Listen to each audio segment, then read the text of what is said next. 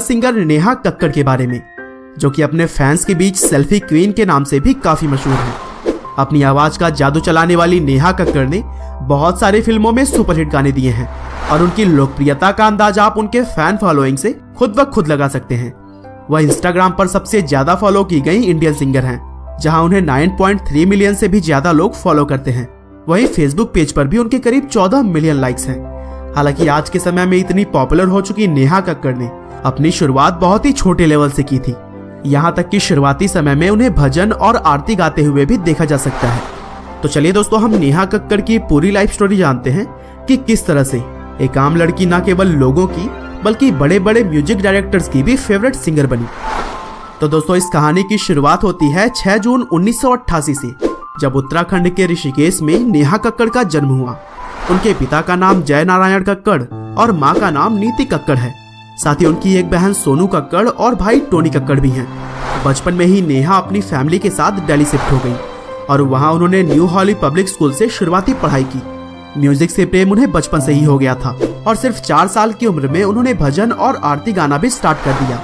आगे चलकर जैसे जैसे उनकी उम्र बढ़ी, उनकी आवाज में मिठास भी बढ़ती चली गई और जब वह 11th क्लास में थी तब उन्होंने singing reality show Indian Idol के सीजन 2 में पार्टिसिपेट किया। हालांकि शो जीतने में वे सफल नहीं रही और इस शो के विनर रहे थे संदीप आचार्य। और दोस्तों, जब हमने संदीप आचार्य की बात कर ही ली है तो मैं आपको बता दूं कि 15 दिसंबर 2013 को जॉन्डिस की बीमारी की वजह से उनका निधन हो चुका है। इंडियन आइडल खत्म होने के बाद से लोग नेहा कक्कड़ को पहचानने लगे थे।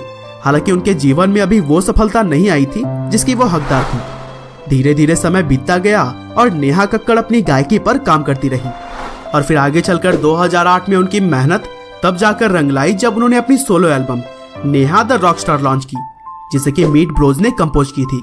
और यह एल्बम नेहा के टैलेंट को लोगों तक पहुंचाने में काफी हद तक कामयाब रहा और उनके गानों ने म्यूजिक डायरेक्टर्स का भी ध्यान अपनी तरफ आकर्षित किया। 2008 में उन्होंने जो जीता वही सुपरस्टार रियलिटी शो में एज ए चैलेंजर पार्टिसिपेट किया और आगे चलकर 2009 में उनको ब्लू मूवी का थीम सॉन्ग गाने का मौका मिला। साथ ही इसी साल उन्होंने ना आनाइस देश लाडो इंडियन टीवी शो के लिए टाइटल ट्रैक भी किया। दोस्तों, अभी तक नेहा कक्कड़ को मौके तो बहुत सारे मिल रहे थे, लेकिन वह उनकी काबिलियत के हिसाब से काफी कम थे। हालांकि नेहा पॉजिटिव थिंकिंग के साथ आगे बढ़ती रही और फिर 2011 में उन्होंने मिस पूजा के साथ कॉकलेट फिल्म का सेकेंड हैंड जवानी गाना गाया और इस गाने की पॉपुलैरिटी ने नेहा की आवाज को लोगों के दिलों में बसा दिया।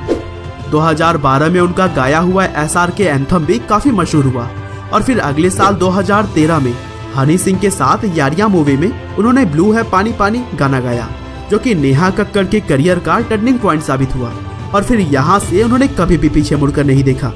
2013 में ही आया क्वीन फिल्म का लंदन ठुमक द गाना भी काफी लोकप्रिय हुआ और इस गाने की लोकप्रियता ने एक बार फिर से साबित कर दिया कि नेहा म्यूजिक इंडस्ट्री में आगे भी और धमाल मचाने वाली है।